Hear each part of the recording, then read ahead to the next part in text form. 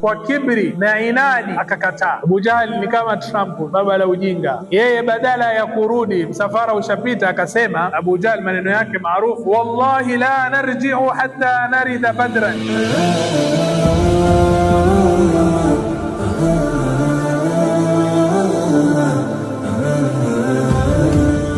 Salatu wassalamu ala rasulillah wa ala alihi wa sahbihi wa man walah وعلى من تبعه وترسم خطاه وجعل العقيدة الإسلامية أساسا لفكرته والأحكام الشرعية مقياسا لأعماله ومصدرا لأحكامه. أما بعد،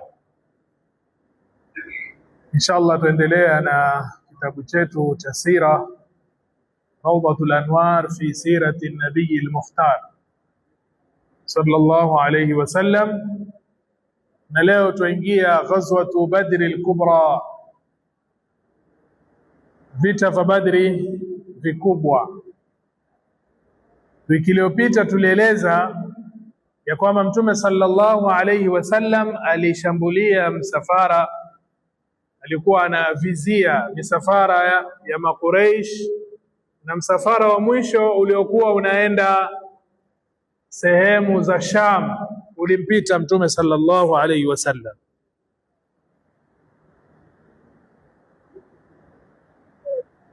Na msafara huu ulipokuwa unarudi kutoka Sham, ndo vitatokea vita hivi vya Badri al-Kubra. Vita vya Badri ni vita vya kwanza, ma'raka fasila, vita vya upambanuzi ambao Mwenyezi Mungu katika Qur'an ameita ni Yaumul Furqan. Yaumul Furqan, yauma altaqa aljam'an. Mwenyezi Mungu Subhanahu wa Ta'ala alipotaja kuhusu masala ya ghanima, wa'lamu annama ghanimtum min shay'in fa anna lillahi khumsahu wa lidhil qurba wal yatama wal masakin wa ibn as-sabil in kuntum amantum billahi wa ma anzalna ala 'abdina yawmal furqani yawma altaqa aljam'an.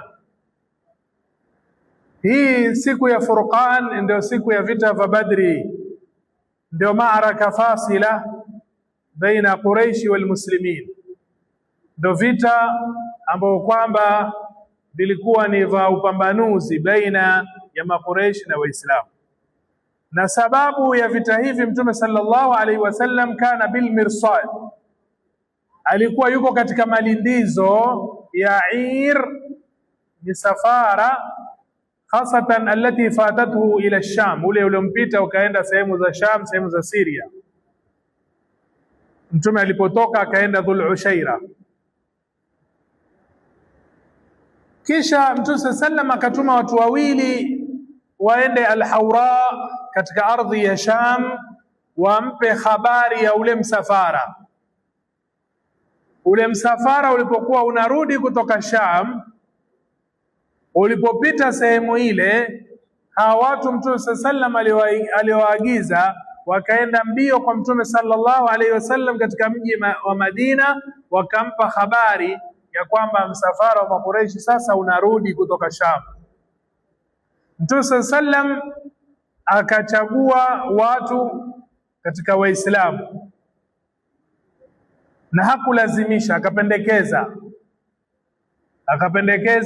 watu 313 kwa riwaya wa 317, na riwaya ziko tofauti katika muhajirina na katika maansari.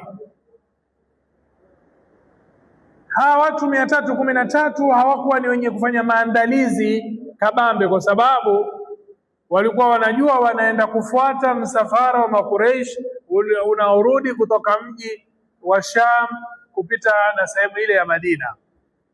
Kwa hivyo walikuwa na farasi wawili na ngamia 70 peke yake. Mtume sallallahu alaihi wasallam aqada Rasul sallam liwaan abyad.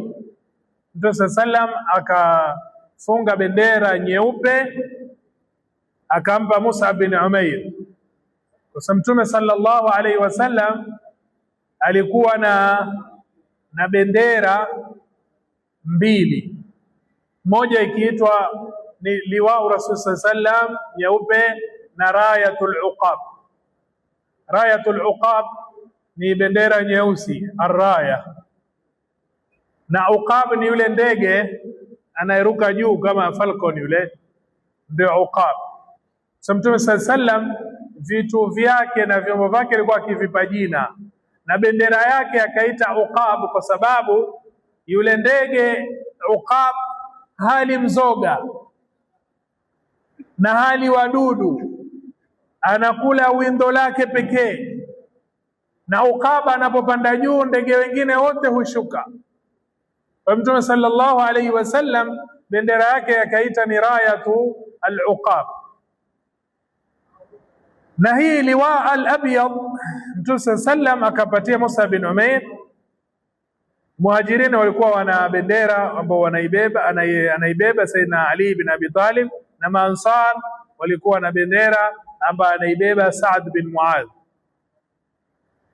Kisha katika mji wa Madina akamwacha Ibn Ummi Maktum, atakuwa ni mwenye kuongoza shughuli za mji wa Madina. Mtume sallallahu alaihi wasallam akatoka kutoka katika mji wa Madina akikusudia sehemu ya Badri ambayo ni umbali wa kilo 155 kutoka Madina, upande wa kusini wa Madina. Sehemu hii ya Badri imezungukwa na majabali makubwa katika kila pembe, hii sehemu ya Badri, na ina njia 3 peke yake. Hii sehemu ya Badri ina manafidh 3. Njia ya kwanza ya kutokea katika sehemu hii ya Badri ni upande wa kusini ambayo inaitwa al-udwatul quswa, ni upande ambao kwamba uko sehemu ya mbali, ni ng'ambo inayoitwa ya mbali katika ile sehemu ya Badri. Mwenyezi Mungu ametaja pia hii katika Qur'an, idha antum bil udwati dunya wa hum bil udwati al quswa warakbu asfala minkum walau tawa'adtum lakhtalaftum fil mi'ad walakin liyaqdi Allahu amran kana maf'ula liyahlika man halaka an bayyina wa yahya man hayya an bayyina. Kwa hiyo Mtume sallallahu alayhi wasallam, ile sehemu ya Badri ina sehemu matokeo 3, manafidh 3. Moja ni al-udwa al-quswa na nyingine ni al-udwa ad-dunya ambayo ni ya karibu, ng'ambo ya karibu. Kisha kuna sehemu ya mashariki inaokaribiana na ile sehemu ya kutokea kaskazini ambao watu wa Madina wanaingia katika hiyo sehemu ya Badri kupitia sehemu hiyo. Na njia ya msafara wa Makureish ilikuwa yatoka Sham, ilikuwa ipite sehemu hii, iwe hapo katikati, kwa sababu ile sehemu ambayo imezungukwa na majabali, kulikuwa ndani kuna visima, kuna mitende. Misafara ilikuwa ikishukia hapo, watu wakinwa maji, wakipumzika, wakikaa masaa na masiku, kisha wanaendelea na safari yao. Kwa hivyo ilikuwa Waislamu wazibe zile sehemu 3 zilikuwa zaingia katika sehemu ile ya Badri, na itakuwa msafara wa Makureish hawana namna ila kusalim amri. Lakini katika lawazim ya mbinu kama hii ilikuwa Makureish wasijue ya kwamba Waislamu wametoka Madina wamekuja katika sehemu ya Badri. Ndio Mtume sallallahu alaihi wasallam akashika njia nyingine isoelekea Badri, kisha akawa ni mwenye kwenda mwendo wa taratibu kuelekea hiyo sehemu ya Badri. Ama msafara wa Makureish waliokuwa na ngamia 1000 walikuwa wamebeba mali takriban dinari 50,000. Dinari 50,000 za dhahabu ni gramu takriban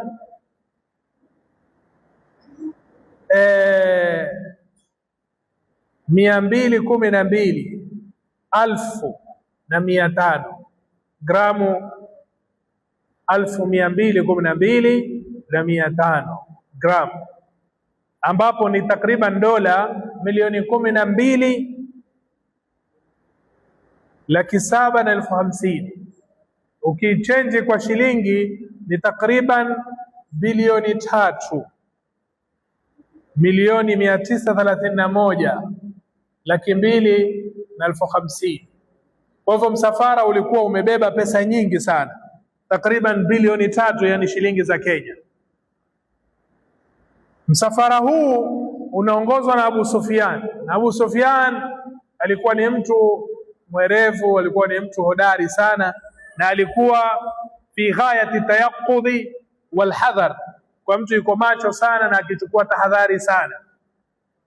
Kila anayekuja na anayerudi anamuuliza kuhusu vipi harakati za Waislamu kule Madina, mpaka mwisho akajua ya kwamba Waislamu wametoka katika mji wa Madina wanaenda sehemu ya Badri na wako karibu na Badri.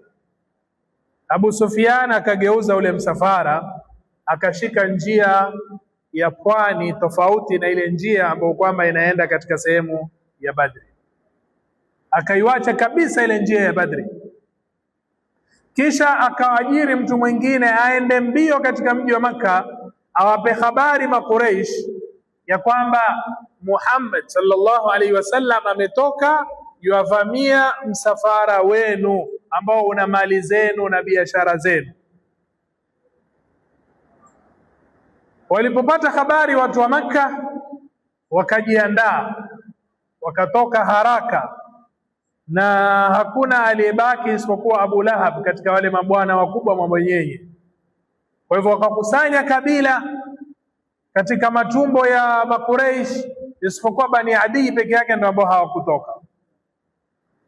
Hili jeshi likatoka katika mji wa Makka likielekea Badri, na walipofika sehemu inaitwa Juhfa ambao ni miqati ya watu wa Sham, walipofika sehemu hii ya Juhfa wakapewa habari ya kwamba Abu Sufyan ameweza kupita na msafara na anataka warudi katika mji wa Makka, ya kwamba msafara wenu umeokoka na amepita njia nyingine tofauti, kwa hivyo rudini. Watu wakawa na hamu ya kurudi katika mji wa Makka, lakini Abu Jahal kwa kibri na inadi akakataa. Abu Jahal ni kama Trump vile, baba la ujinga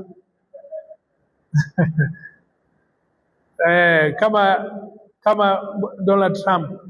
Yeye badala ya kurudi, msafara ushapita, akasema Abu Jahl maneno yake maarufu, wallahi la narji'u hatta narida badran fanuqima biha wa nanhara aljazur wa nut'ima at'am wa nashrab alkhamr wa ta'zifa alayna alqiyan wa tasma'u bina alarab fala yazaluna yahabunana abada. Kwa ile jeuri yake asema wallahi sisi haturudi mpaka tushukie sehemu ya Badri,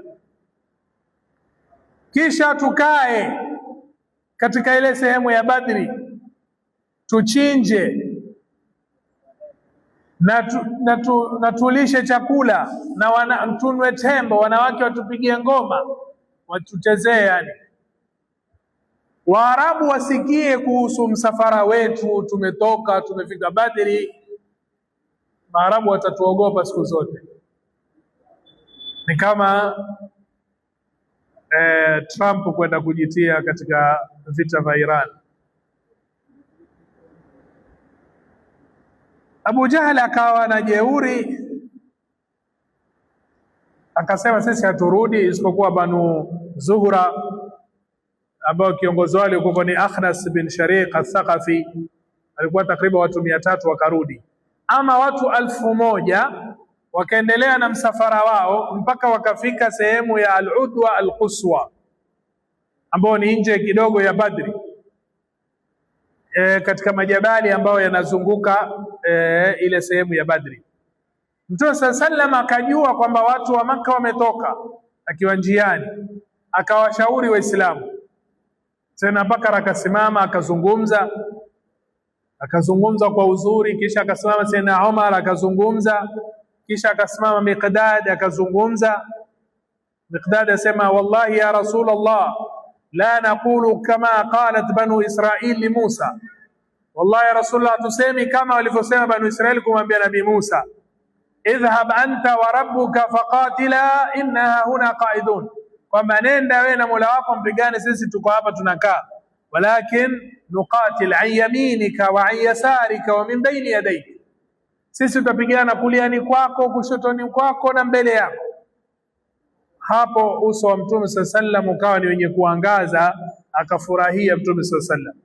Kisha akasema, ashiru alayya ayuha almuslimun au ayuha an-nas, ikawa anawakusudia maansari, sababu ashawasikia hawa katika muhajirin, lakini maansari ambao kwamba walijitolea kumnusuru Mtume katika mji wa Madina, sio kutoka nje ya Madina.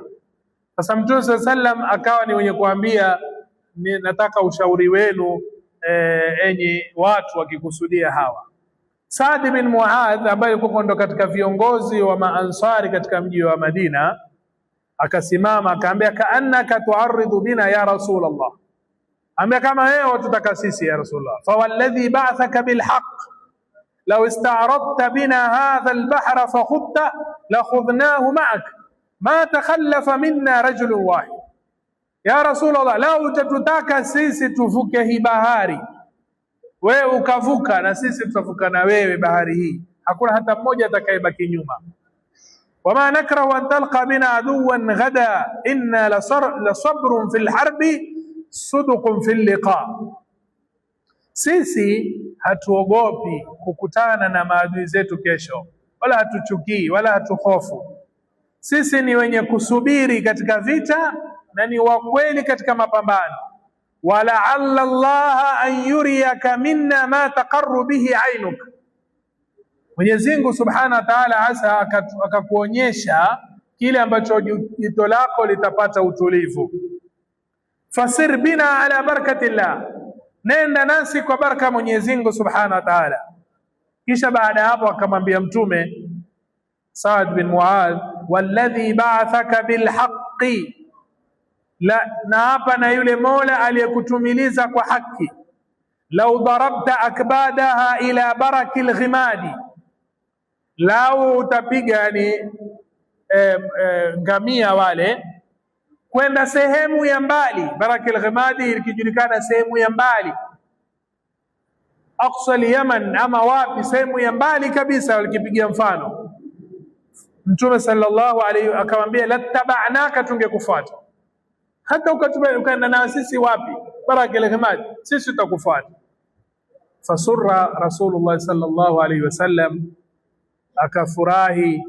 Kisha akasema, siru wa abshiru, nendeni mubashirie khairi, fa inna Allah qad wa'adani ihda taifatayn, Mwenyezi Mungu ameniahidi moja kati ya haya makundi, imma msafara wa Makuraish, ama hawa Makuraish waliokuja katika Badri wakiongozwa na Abu Jahal. Wallahi lakaanni andhuru alana ila masari'i alqaumi, sema wallahi mimi kana kwamba naona sehemu watakauliwa hawa mabwana wa Quraysh.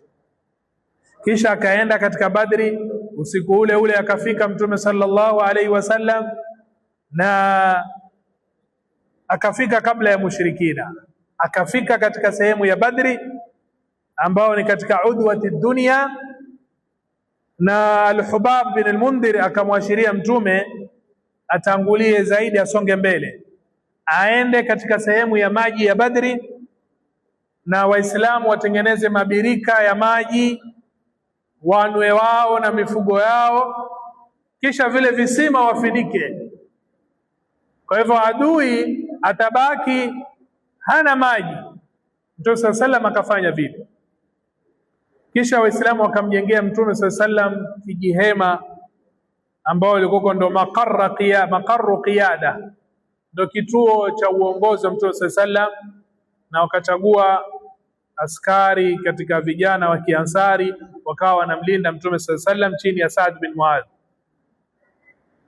Kisha Mtume sallallahu alaihi wasallam akaliandaa jeshi, akazunguka katika ule uwanja ambao kutakuwa na mapambano, akiashiria Mtume sallallahu alaihi wasallam katika sehemu ya Badri, akisema hadha masra'u fulan wa hadha masra'u fulan gadan insha Allah. Asema hapa atauliwa mtu fulani, hapa atauliwa mtu fulani, hapa atauliwa mtu fulani kesho insha Allah. Kisha akawa anaswali akimwomba Mwenyezi Mungu Subhanahu wa Ta'ala, Waislamu wakalala wakiwa wanathika, na Mwenyezi Mungu akawateremshia mvua, idh yughashikumun nu'asa amanatan minhu wa yunazzilu alaykum minas samai ma liyutahhirakum bihi wa yudhhiba ankum rizza ash-shaytan waliyarbita ala qulubikum wa yuthabbita bihi al-aqdam.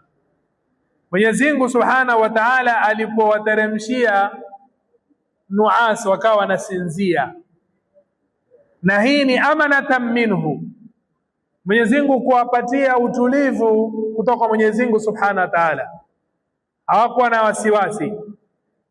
Kisha wayunazzilu alaykum minas samai ma, Mwenyezi Mungu akawateremshia kutoka mbinguni maji kutoka katika mawingu, liutahhirakum bihi, Mwenyezi Mungu awasafishe kutokamana na hadath zile za dhahiri, wa yudhhiba ankum rizza shaitan, na waondolee ule waswasi wa shaitan, na Mwenyezi Mungu Subhanahu wa Ta'ala kufungamanisha nyoyo zenu na kuthubutisha nyayo zenu katika njia.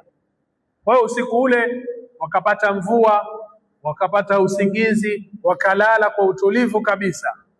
Asubuhi ambayo ilikuwa ni asubuhi ya siku ya Ijumaa tarehe 17 katika mwezi wa Ramadhan mwaka wa pili baada ya hijra ya Mtume sallallahu alaihi wasallam, majeshi mawili yakaonana, jeshi la mushrikina na jeshi la Waislamu katika uwanja wa Badri. Mtume sallallahu alaihi wasallam akamwomba Mwenyezi Mungu akisema, Allahumma hadhihi Quraish qad aqbalat bi khuyalaiha wa fakhriha, e Mola, hawa maQuraish wamekabili, wameelekea kwetu sisi kwa majivuno yao na kiburi chao, kwa fakhri yao na kujiona kwao. Tuhadduka wa tukadhibu rasula, wanapambana na wewe, wanakuchallenge wewe Allah, na wanamkadhibisha mtume wako. Allahumma fanasruka alladhi wa'adtani, Mwenyezi Mungu nusra yako ambao umeniahidi. Allahumma ahnihumul ghadata, Mwenyezi Mungu wajalie wawe ni wenye kunyenyekea. Kisha mtume akapanga safu zake, akaamrisha wasianze vita mpaka yeye mtume awaamrishe. Katika riwaya yasema, ikiwa watakuwa karibu na nyinyi watupieni vyembe mishale, na wala msitoe mapanga yenu mpaka wao waanze kuingia katika safu zenu.